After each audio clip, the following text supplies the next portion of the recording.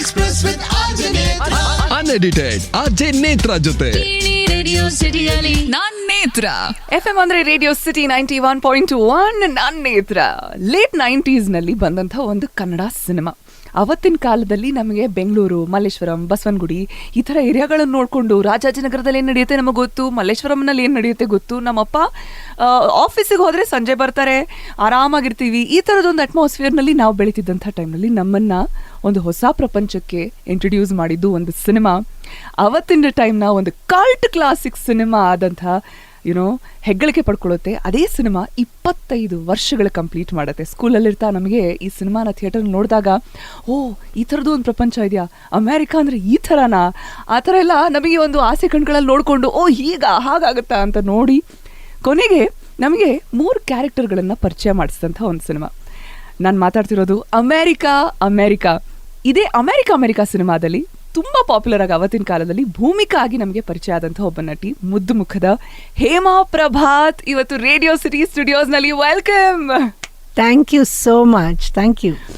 ಭೂಮಿಕಾ ಅವತ್ತಿಗೆ ನಮ್ಗೆ ಆ ಹೆಸರೇ ಎಷ್ಟು ಚೆನ್ನಾಗಿದೆಯಲ್ಲ. And I have to tell you this fun fact. ಹೆಸರು ಎಷ್ಟು ಇಷ್ಟ ಆಗಿ ಹೋಗಿತ್ತು ಅಂತಂದರೆ, ನನ್ನ ಆಂಟಿ ನನ್ನ ಕಸಿನ್ಗೆ ಆ್ಯಕ್ಚುಲಿ ಅದೇ ಹೆಸರಿಟ್ಟರು ಅದಾದಮೇಲೆ, ಸಿನಿಮಾ ರಿಲೀಸ್ ಆದಮೇಲೆ. ಸೊ ಭೂಮಿ, ಎಸ್, ಹೇಗಿದ್ದೀರಾ ಇವತ್ತು 25 ವರ್ಷಗಳ ನಂತರ? ಅದೇ ಭೂಮಿ, ಅದೇ ಭೂಮಿಕಾ, ಅದೇ ಶಶಾಂಕ್ನ ಮದುವೆ ಆದವಳು, ಅದೇ ಸೂರ್ಯನ ಫ್ರೆಂಡ್ಶಿಪ್ಗೆ ಕಾಯ್ತಾ ಇರೋಳು, same Bhoomika. Very nice. So ಆ 3 ಹೆಸರುಗಳು ಕೂಡ ಕ್ಯಾರೆಕ್ಟರ್ಗಳ ಹೆಸರುಗಳು. ಮೇಷ್ಟ್ರು ಸಿನಿಮಾಗಳು ಅಂತಂದ್ರೇ ಆ ಒಂದು ಹೆಸರುಗಳಲ್ಲಿ ಏನೋ ಒಂದು ಆಟ ಇರುತ್ತೆ. ತುಂಬ ಚೆನ್ನಾಗಿ ಆ ಹೆಸರು, ಹೀರೋಯಿನ್ ಹೆಸರುಗಳಿರಬಹುದು, ಅಥವಾ ಸಿಚುವೇಶನ್ಗೆ ಸರಿಯಾಗಿ ಅಥವಾ ಸಿನಿಮಾಗೆ ಹೊಂದುವಂಥ ಹೆಸರುಗಳು. ಅವ್ರ ಸಿನಿಮಾ ಇಂದ ಆಚೆ ಬರಬೇಕಾದ್ರೆ ಒಂದು ಒಳ್ಳೆ ಹೆಸರನ್ನ ನೆನ್ಪಿಟ್ಕೊಂಡು ಬರ್ಬೋದು ನಾವು. ಹೌದು, ಮೋಸ್ಟ್ ಆಫ್ ದ ಸಿನಿಮಾಗಳಲ್ಲಿ ಹಾಗೆ ಆಗಿದೆ.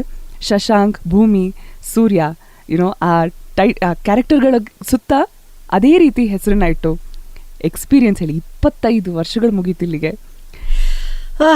ನಾನು ನಿನ್ನೆನೂ ಅದೇ ಹೇಳ್ದೆ, 25 ವರ್ಷ ಆಗೋಯ್ತಾ, ಖುಷಿ ಆಗತ್ತೆ. ಒಂಥರದಲ್ಲಿ ನಮ್ಗೆ ವಯಸ್ಸಾಯ್ತು ಅಂತ ಬೇಜಾರು ಆಗತ್ತೆ. ಎಸ್, ಹೆಸರು ಬಹಳ ಒಂಥರ. ನನಗೆ ಅನಿಸಿದ್ದು ಸಿನಿಮಾಲಿ ಹೀರೋನೇ ಕತೆ, ಆ ಕತೆನೇ ಹೀರೋ. ಆ ಕ್ಯಾರೆಕ್ಟರ್ಸ್ ನೇಮ್ ಇದೆಯಲ್ಲ, ಅಬ್ಬಾ ವಾವ್. 97 ಯಾರ್ಯಾರಿಗೆ ಹೆಣ್ಮಕ್ಳು ಆಗಿದ್ಯೋ 98% ಭೂಮಿಕಾ ಅಂತಾನೆ ತುಂಬಾ ಜನ. ನೆನ್ನೆ ನನ್ಗೆ ಫುಲ್ ಮೆಸೇಜ್ ಬಂದಿದ್ದಷ್ಟೇ, ನನ್ನ ಮಗಳಿಗೆ ಭೂಮಿಕಾ ಅಂತಿಟ್ಟೀನಿ, ನನ್ನ ಮಗಳಿಗೆ ಭೂಮಿಕಾ ಅಂತಿಟ್ಟೀನಿ.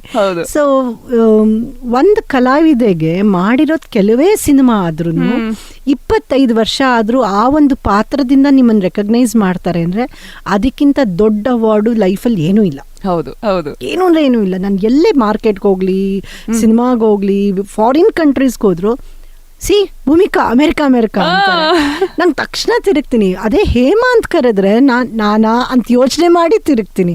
ಅಷ್ಟು ಅಭ್ಯಾಸ ಆಗೋಗಿದೆ ಭೂಮಿಕಾ ಅನ್ನಿಸ್ಕೊಂಡು. ಸೊ ಇವಾಗ ನನ್ನ ಫ್ರೆಂಡ್ಸ್ ಎಲ್ಲರೂ ಕಾಲ್ ಮಾಡಿದ ತಕ್ಷಣ ಭೂಮಿಕಾ ಅಂತಾನೆ ಕರೆಯೋದು. ಅದೊಂಥರ ನಂದು ಪೆಟ್ ನೇಮ್ ಆಗ್ಲಿಲ್ಲ, ಒರಿಜಿನಲ್ ನೇಮ್ ತರನೇ ಆಗೋಗಿದೆ. ಪೆಟ್ ನೇಮ್ ಹೇಮಾ ಅಂತ ಆಗೋಗಿದೆ.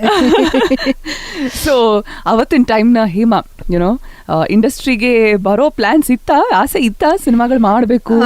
ನಮ್ದು totally I am from Prabhat ಕಲಾವಿದ್ರು. ಹೌದು, ಆರ್ಟಿಸ್ಟಿಕ್ ಫ್ಯಾಮಿಲಿಯಿಂದ ಬಂದವಳು. ಬರೀ ಡಾನ್ಸ್, ಮ್ಯೂಸಿಕ್, ಹರಿಕತೆ ಆ ಥರದಿಂದ ನಾವು ಮಾಡಿದ್ದು. ಸಿನಿಮಾಲಿ ಯಾರೂ ಮಾಡಿರ್ಲಿಲ್ಲ. But as a child artist ನಾ ಒಂದು 10 ಸಿನಿಮಾ ಮಾಡಿದ್ದೆ. ಆಮೇಲೆ ಸಿನಿಮಾ ಬೇಡ ಬಿಕಾಸ್ ಡಾನ್ಸ್ ಅಲ್ಲೇ ನಾವು ಬ್ಯುಸಿ ಇದ್ದಿದ್ರಿಂದ ಬೇಡ ಅಂತ ಆಗಿತ್ತು. ಬಟ್ 92ಲಿ ನನಗೆ ಇವರು ಡಾಕ್ಟರ್ ರಾಜ್ಕುಮಾರ್ ಅವ್ರ ಸಿನಿಮಾಲಿ ಜೀವನ ಚೈತ್ರಾಲಿ ಚಿಕ್ಕ ಪಾತ್ರ, ಸರಸ್ವತಿ ಪಾತ್ರ, ನಾದಮಯ ಹಾಡ್ಗೆ. ಸೊ ಬಂದು ಆ ಕ್ಯಾರೆಕ್ಟರ್ಗೆ ಬಂತು. ಸೊ ದೇವ್ರದಲ್ವೇ ಆ್ಯಂಡ್ ಡಾಕ್ಟರ್ ರಾಜ್ಕುಮಾರ್ದು. ಬಟ್ ಕಣ್ಣು ಮುಚ್ಕೊಂಡು ನಮ್ಮ ತಂದೆ ಒಪ್ಕೊಂಡ್ರು. ಒಂದ್ಸತಿ ಬಣ್ಣ ಹಚ್ಚದ್ಮೇಲೆ ಗೊತ್ತಲ್ಲ, ಇಡ್ಲಿ ವಡೆ ರುಚಿ ಆಗ್ತಿದೆ.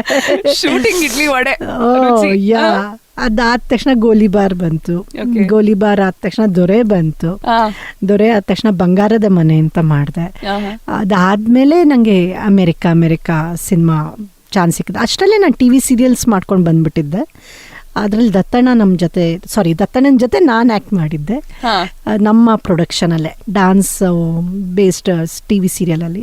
ಆ ದತ್ತಣ್ಣ ನನಗೆ ಈ ಪಾತ್ರನ ಕೊಡಿಸಿದ್ದು.